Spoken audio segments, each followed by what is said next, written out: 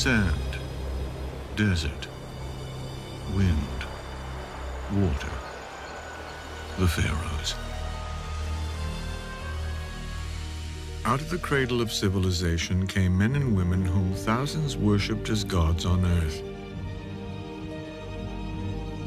They led their people through an era that brought human creativity, mysticism, and intellect together to form one of the greatest cultures the world has ever seen. For 3,000 years, they ruled ancient Egypt and built great monuments to themselves and to their gods. The pyramids of Giza, the Great Sphinx, the temples of Abydos, Karnak, and Luxor. The Pharaohs. Through eyes carved in stone, they gaze out into the future. Their faces locked in expressions that convey a powerful legacy to all who look upon them. Their bodies wrapped in linen have traveled forward through time, and their spirits are reflected in countless sculptures, paintings, and hieroglyphs. Now the story of this ancient race of god-kings continues. Find out who this pharaoh really was and why he was thought to be a heretic. Learn the story of the pharaoh Cleopatra, who was also a seductress, and how she met her tragic end. Gaze upon the face of the pharaoh who built the most elaborate temples the world has ever seen. Walk among the men and women of Egypt who were the greatest pharaohs.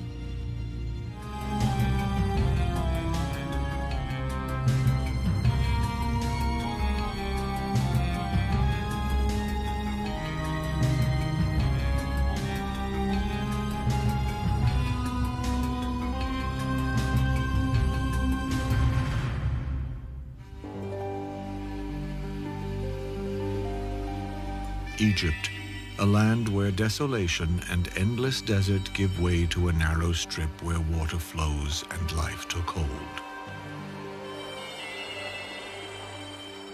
From these beginnings sprang the wonders of a flourishing Egyptian civilization that would last for more than 3,000 years. By the year 1386 BC, the Egyptian civilization was 2,000 years old and had been ruled by 86 pharaohs. It was in this year that a young and vigorous king by the name of Amenhotep III emerged to become ruler. By the reign of the pharaoh Amenhotep III, the Egyptian empire was very well established. There was a tremendous inflow of income, especially for the royal house, and Egypt itself was very stable and prosperous. And so with Amenhotep III, you get the appearance of a really grandiose kind of material culture in Egypt, with huge temples, huge royal figures.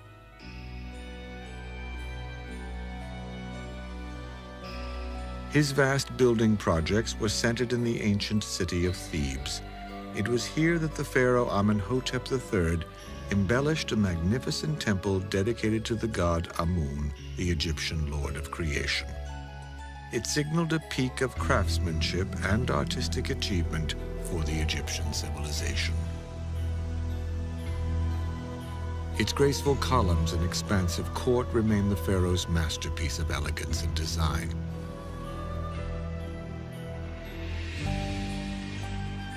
On the west bank of the Nile River stand two imposing statues of Amenhotep III, known as the Colossi of Memnon. The 60-foot-high monuments are all that is left of the pharaoh's mortuary temple that once stood here. Standing beside him, dwarfed by his stature, is the image of Queen Ti, who was his wife and the mother of his son. From trading expeditions abroad and an abundant supply of gold from the mines of Nubia, Egypt under Amenhotep III enjoyed a time of wealth and great prosperity. The Egyptians have the leisure to start getting involved in a lot of theological speculation, which leads to what the Egyptians considered a disaster. The disaster came in 1353 BC and took the form of a strangely shaped man who some believe was a heretic.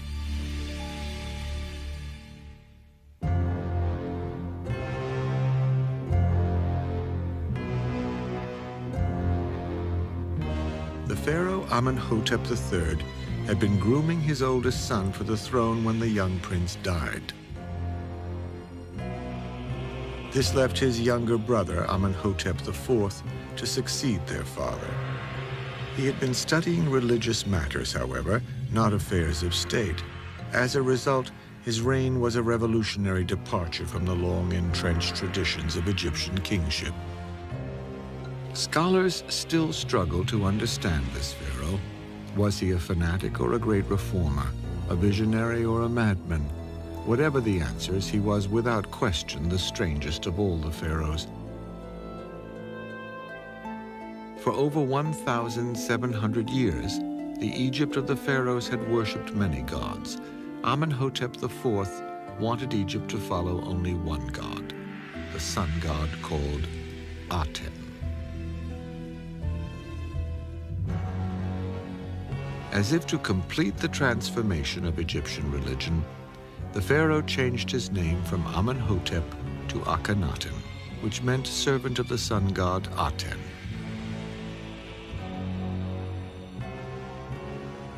It was the first time in history that mankind worshipped a single god. This radical change rocked Egypt to the very clay of its ancient foundations. Akhenaten's reign was one of the great crisis points of Egyptian history. It was a period during which the old beliefs were overturned, the capital was moved, and the temples and cults were essentially shut down. This can't have been easy for the population.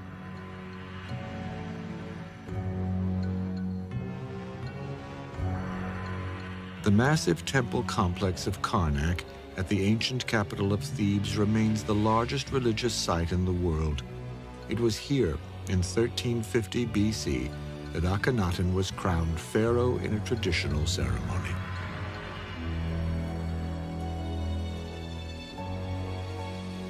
But then tradition ended. Great changes were on the horizon. They began with the pharaoh Akhenaten's expansion and beautification of the Temple of the Sun at Karnak. Most notably, he added a new symbol to the temple. This curious disk was called the Aten. It was designed to symbolize his new god of the sun. In year 5 of his rule, Akhenaten proclaimed the Aten Egypt's one and only god.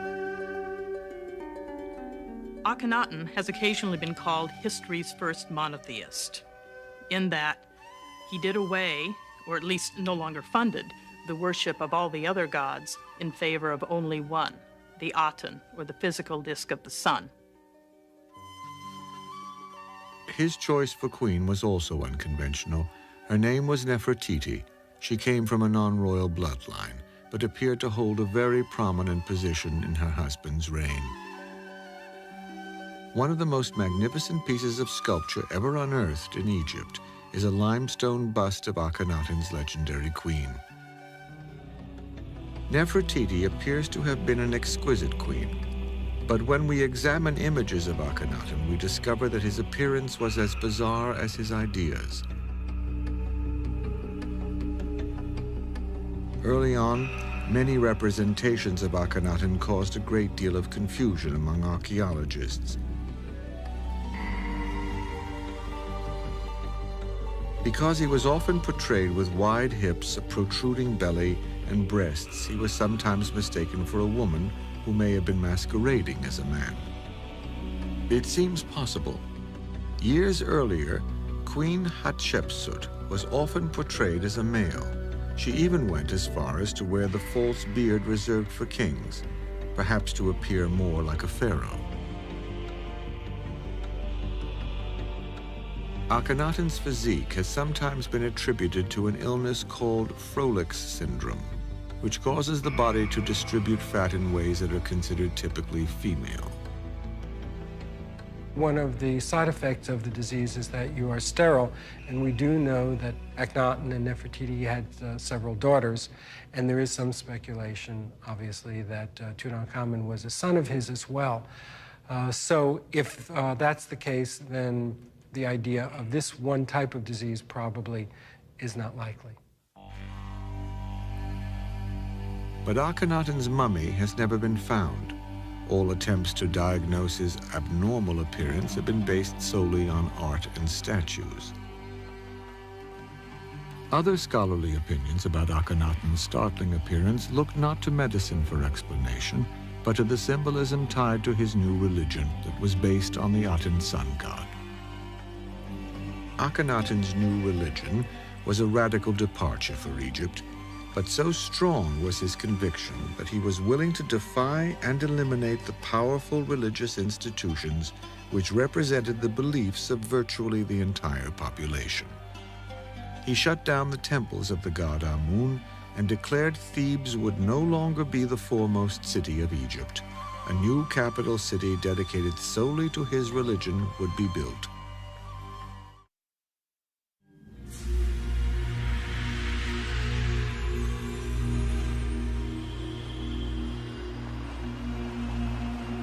The pharaoh called his new city Akhenaten, which meant the horizon of the sun god. At the center of the new capital was the great temple. It was there that the pharaoh Akhenaten cultivated his new religion, devoted to the adoration of the sun god he called Aten.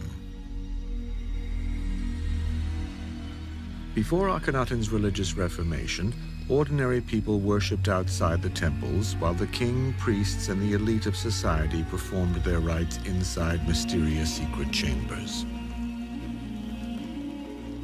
Akhenaten changed all that. He wanted the people to worship along with their pharaoh, out in the open under the sun's life-giving rays. It is believed that 3 ceremonies a day were held at the great Aten temple. The first was at dawn, as the sun rose over the cliffs east of the city. A second ceremony was held at noon, when the sun was directly overhead. Then, at sunset, the devoted would recite a hymn to the sun, which Akhenaten himself had composed. It is not known how successful Akhenaten was in converting his subjects to belief in the Aten. It is possible his new religion was simply a ploy to strengthen his image as a pharaoh. By eliminating other gods, Akhenaten knew he would appear more like a god himself. The king was removing the intermediaries, the clutter of all the intermediate priests, the very bulky and cumbersome pantheon with hundreds of different deities and so forth, with a simpler form of the religion. But it was mainly involved with the idea of the king creating a more direct support for the idea of him as a living divinity here on the earth. Akhenaten did not conduct this worship alone. There is evidence that his queen Nefertiti led the sunset ceremony each day. Nefertiti was a very important woman.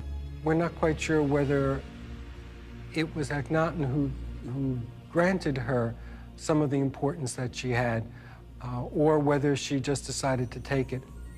There are some scholars who felt all along that Nefertiti was behind the religious revolution even more than her husband. Another powerful woman of this era was Akhenaten's mother. Her name was Queen T. She had migrated with her son to his new city to act as his regent.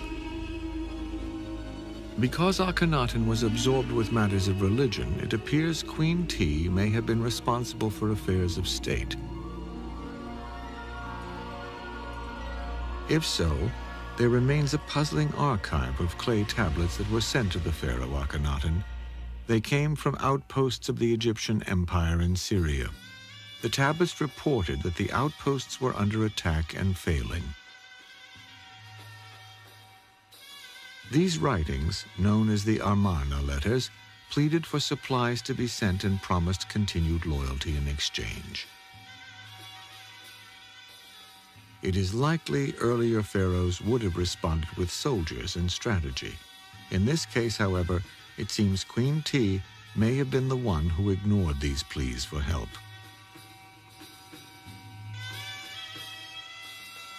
Art from this period also underwent a radical change.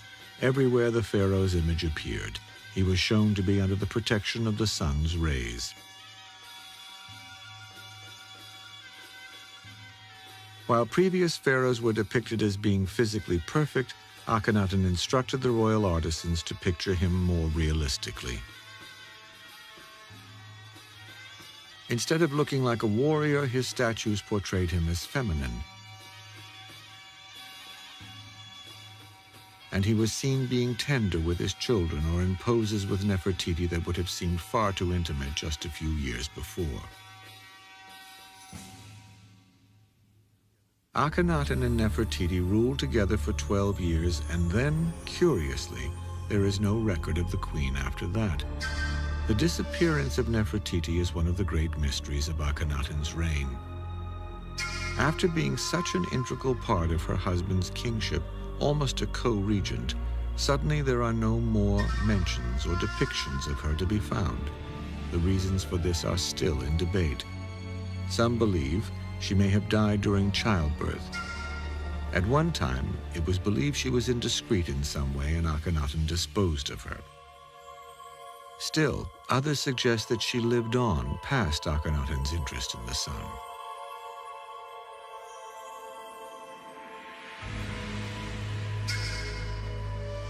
Nefertiti could have, in fact, been the more devout of the two and cloistered herself away to remain loyal to the cult of the Aten.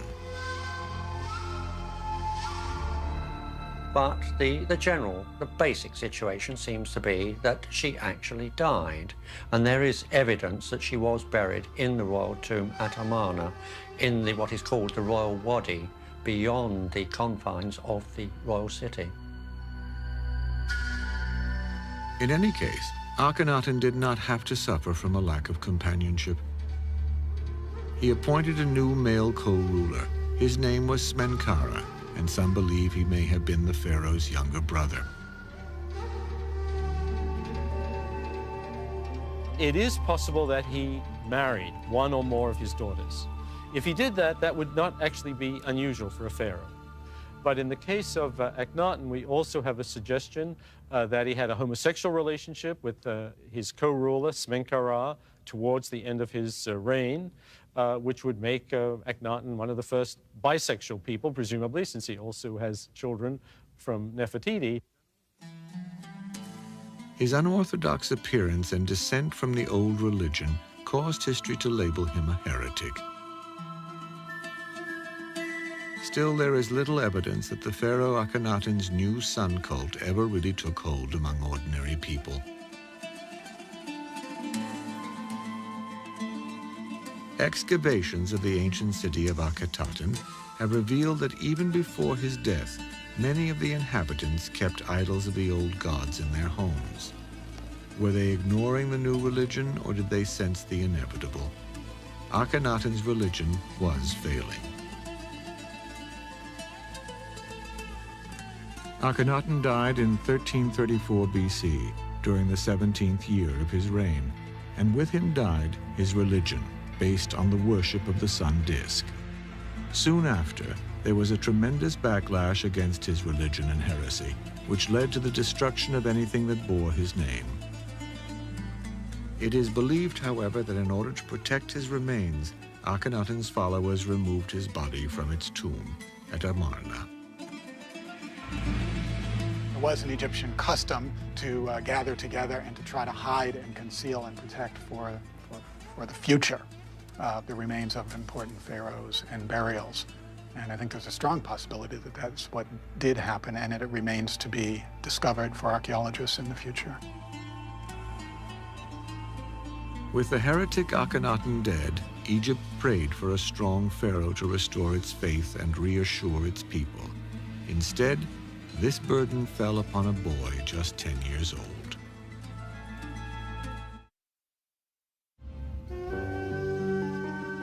Behind the great cliffs of Dar el-Bahari, in the mountains west of Thebes, lies a golden landscape formed in primordial times, when floodwaters from the Nile cut through the earth, leaving a series of gullies and dry stream beds called wadis.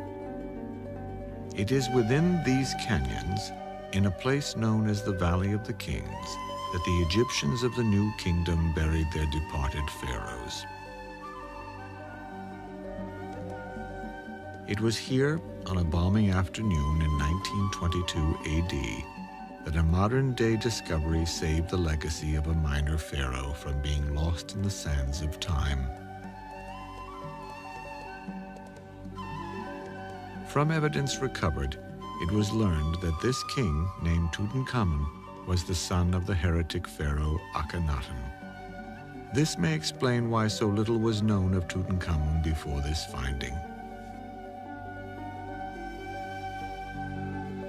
When the Egyptians tried to erase the memory of Akhenaten, they may have also tried to erase the memory of his son. The list of kings inscribed on the walls at Abydos curiously omits Tutankhamun's name along with Akhenaten's. This has led scholars to ponder the question, who was the pharaoh Tutankhamun?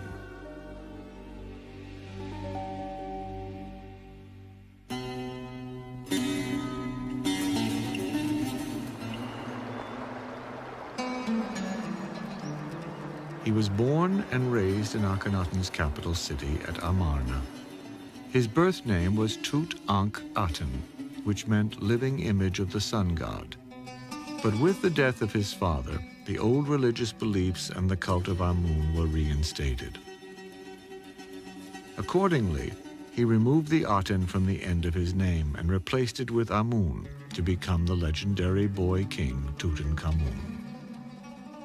His new name meant image of the god of life. Artifacts exist which depict him as a robust king attacking Nubian and Syrian enemies. But experts believe it's unlikely that young Tutankhamun was ever actually involved in any military campaigns. Such responsibilities were probably handled by an experienced general named Horemheb.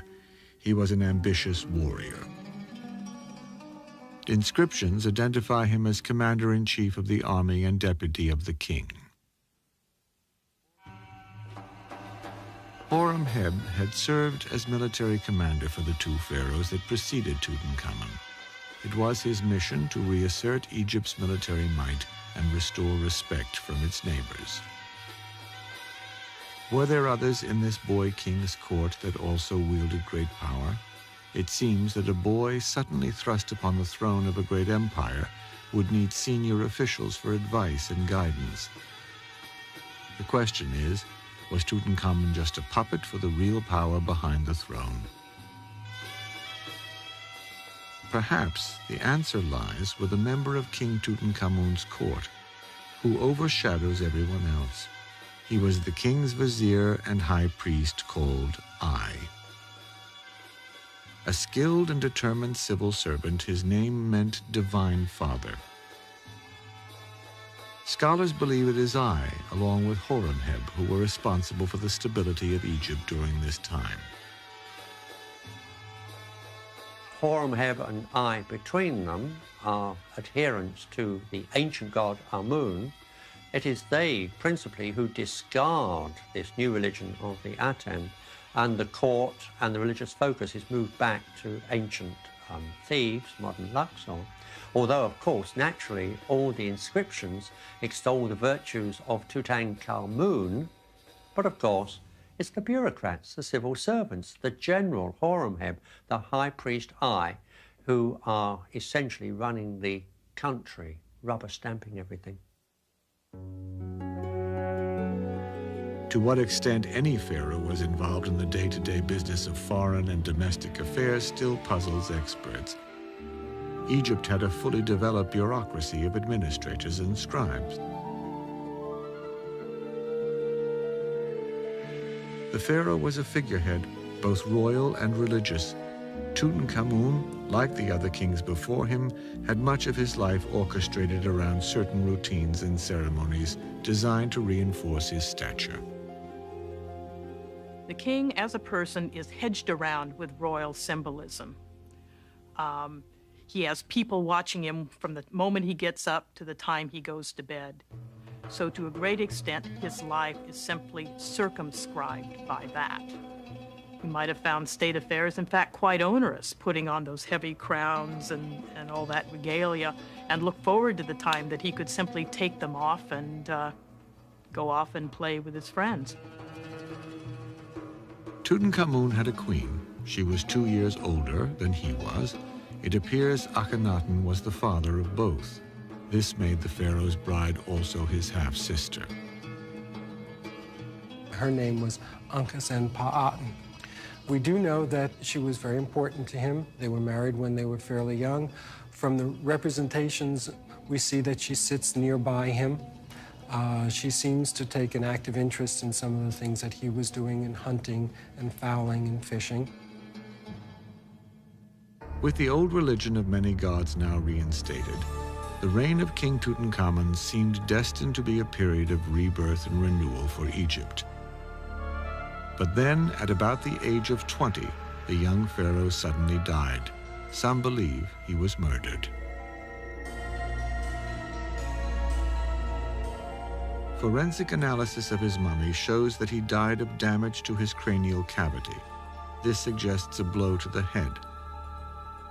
Further examination reveals a small hole in his skull. Scholars have constructed theories as to how it got there. One is that he was thrown from his chariot, but that seems highly unlikely because of the nature of the damage to the skull. Others that someone crept upon him in the night and thrust a small pointed object into the brain and therefore did away with him in a silent and stealthy manner, and still others that he might have died of a cerebral hemorrhage. Was there a conspiracy to murder the pharaoh? Some believe the damage to Tutankhamun's skull didn't occur until after he was dead.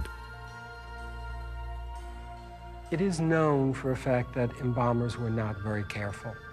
And there have been evidences of spare legs that are in coffins, and in some cases, in order to make sure that an individual fit into the coffin, then the toes were cut off. In Tutankhamun's case, it's also clear that the embalmers were not very careful. So my guess is that the damage that was done to the skull was probably the embalmer's fault and not a cause of death.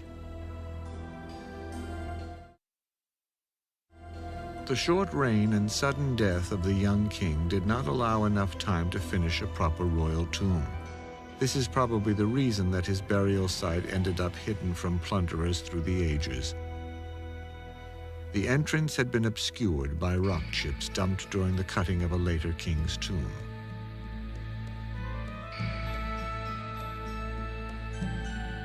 The treasures found in Tutankhamun's tomb have awed the modern world.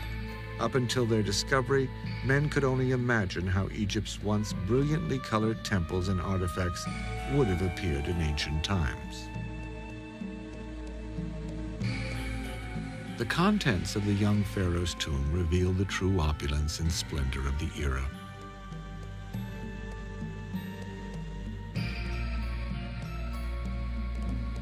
But were the riches chosen to accompany this relatively minor ruler into eternity only a hint of what had been buried in the tombs of the truly great pharaohs?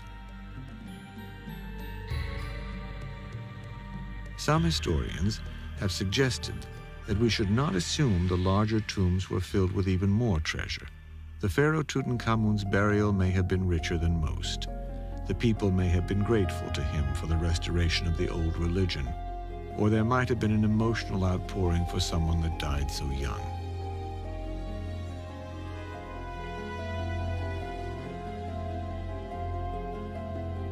The untimely passing of the king not only caught the royal tomb builders unprepared, but it left Egypt once again without an heir to the throne. Sadly, there is evidence the young royal couple tried to perpetuate their bloodline. 2 mummified fetuses were found in Tutankhamun's tomb that are almost certainly the remains of stillborn daughters.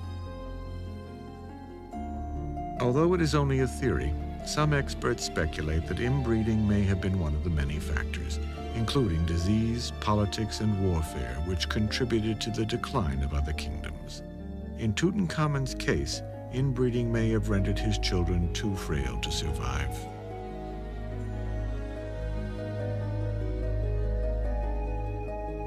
With no heir in line to inherit the kingship, the throne was passed to I, Tutankhamun's closest advisor or vizier. Records show that right after he died, I prepared to marry Tutankhamun's young widow to help justify his assumption of the throne. There is evidence that she suspected I was responsible for her husband's death and tried to avoid this marriage. Desperate, the widow Akhenaten sought help from outside of Egypt. She turned to a land in the east controlled by the Hittites and wrote to their king. Send me one of your sons. You have many that I may marry one, and he shall become king. For I have none here whom I may marry. He did send one of his sons to be married to Akhenaten and become Pharaoh of Egypt. But consider the bureaucrats. Horemheb was the general in charge of the army. I was the chief high priest. Curiously enough, the Hittite prince got as far as the borders of Egypt and he was murdered. I married Tutankhamun's widow in 1325 BC and became pharaoh before the deceased king's burial had been even completed. We know this from a painting in Tutankhamun's tomb. It depicts I already wearing a king's blue crown while he performs a ceremony during Tutankhamun's burial. Of course, it is possible that I was just the logical choice to assume the throne after young Tutankhamun died heirless. But there is one more suspicious aspect in the archaeological record from this time. Right after I ascends to the throne, there is no more mention of the young queen Akhenaten. She disappears. Was she the next victim in this 3,000-year-old conspiracy? I reigned for only 4 years, and like Tutankhamun, had no heirs to carry on the 18th dynasty. Soon the throne of Egypt would belong to a new dynamic bloodline of kings. Among them would be the greatest of the pharaohs. He would usher in a period of building and expansion never to be equaled, and he would take the image of the pharaoh as a god to the extreme.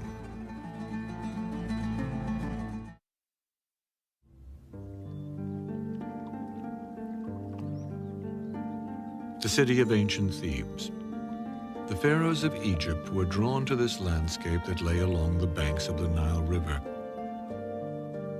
Queen Hatshepsut had embellished it with an obelisk that bore her name. Amenhotep III had built a grand temple to its patron god, Amun. Thebes' southern location was a natural choice for the capital city of a country that was expanding downward toward the rich territory of Nubia. The pharaoh Tutankhamun had moved the royal court back here before he died, and his vizier, I, had remained at Thebes during his brief reign.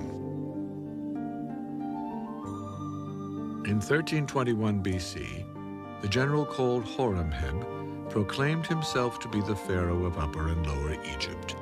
His name meant Horus in jubilation. Horus is Egypt's hawk-headed deity, a bird of prey, the god of the kings.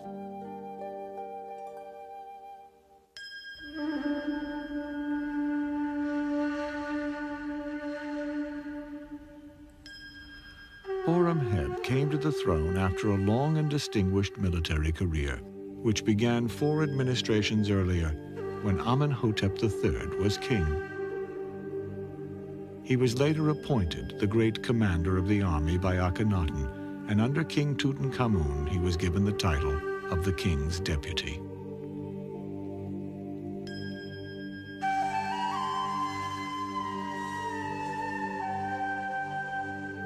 Little is known about Horemheb's heritage. He was not from a royal bloodline and therefore had no claim to the throne.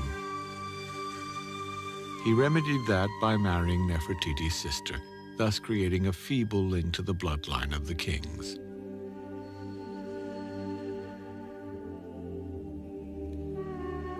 Already middle-aged, Horemheb immediately set out to restore Egypt to its status prior to Akhenaten's heresy. At Thebes, he reopened the temples of Amun, but to avoid a power struggle with the priesthood, he appointed priests from the army. Since he was a military man, he felt they could be trusted.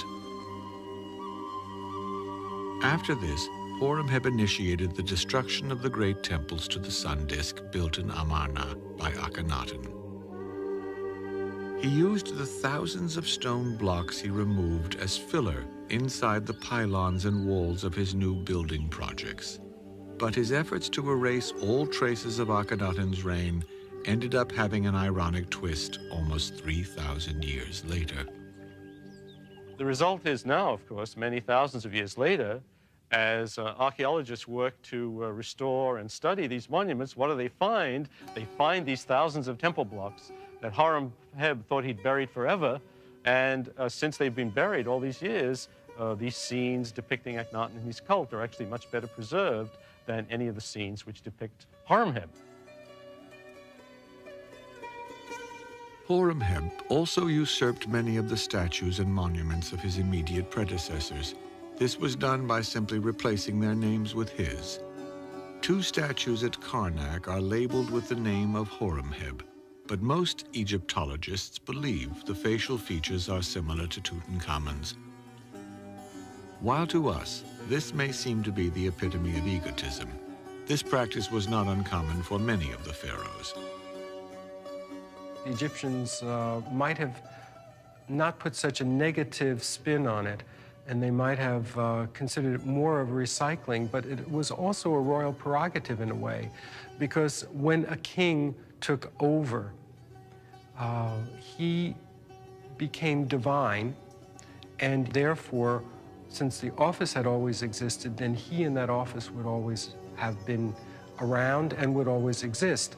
It was a right and a privilege that the reigning monarch had. Horemheb ruled for almost 30 years, but when he died in 1306 BC, he, like Tutankhamun and I, was cursed by not having an heir. To avoid the chaos caused by a fight for succession, Horemheb nominated his trusted vizier for the job.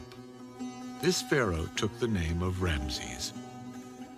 He would begin the 19th dynasty, one of the greatest periods of Egyptian history. Ramses had been a career army officer and was probably in his 50s when he became pharaoh. Ramses planned to continue rebuilding Egypt, but his reign lasted only 2 years.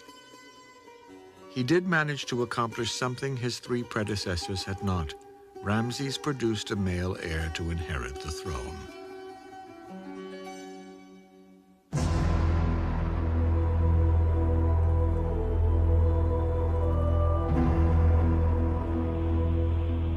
Ramses' son was Seti I. He had been the vizier and troop commander during his father's brief reign. After inheriting the throne, Seti gave himself the additional title of repeater of births to signify the beginning of a new era. During his time as pharaoh, Egyptian art and culture flourished. Tremendous building projects were also undertaken. At Karnak, Seti enhanced the building of the great hypostyle hall here in the Temple of Amun. He also began to repair and augment the religious sites at Abydos. These efforts helped him to legitimize his non-royal bloodline's claim to the throne.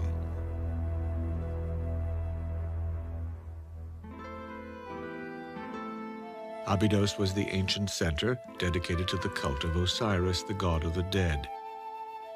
It was originally built in the Old Kingdom and had since fallen into disrepair. The temple Seti I built for himself at Abydos is considered one of the masterworks of the era. Inside, his likeness is depicted alongside many of the gods of Egypt. It is believed that the gods actually dwelled within the temples which were dedicated to them. The wall reliefs here are considered some of Egypt's finest. They were carved with great precision and in the more difficult raised technique instead of the more common and quicker inscribed carvings. Seti was also the pharaoh who had the list of kings inscribed in his temple at Abydos. It not only honored those who came before him, but also elevated Seti into their ranks. The name Seti means he of the god Seth. Seth was the deity of storms and war. Seti lived up to his name on the battlefield. He has grown up with the army. There's a totally different attitude to life and certainly to royalty and the higher echelons. He fights incredible campaigns year after year against the Syrians. Amongst his great foundations was, in fact, the temple at Karnak. And on the north wall, you find these incredibly long and huge reliefs of Seti attacking fortresses, destroying the enemies of Egypt. He's a mighty warrior. In 1278 BC, Seti I died after reigning for an extremely productive 13 years. He was originally buried in a tomb prepared for him in the Valley of the Kings. But to protect Seti's remains from grave robbers, his mummy was later removed and taken to a hiding place, dug high into the cliffs above Queen Hatshepsut's temple at Dar el-Bahari.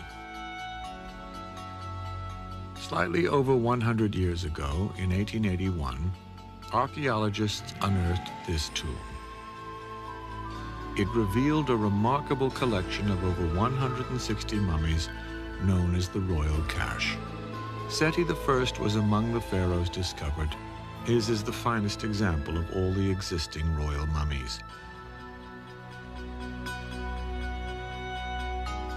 During his lifetime, Seti's primary queen was a woman named Tuya. Like her husband, she was from a non-royal family with a military background. Their first son died. Their second child was a daughter, but their third child was a boy destined to become Egypt's most celebrated ruler.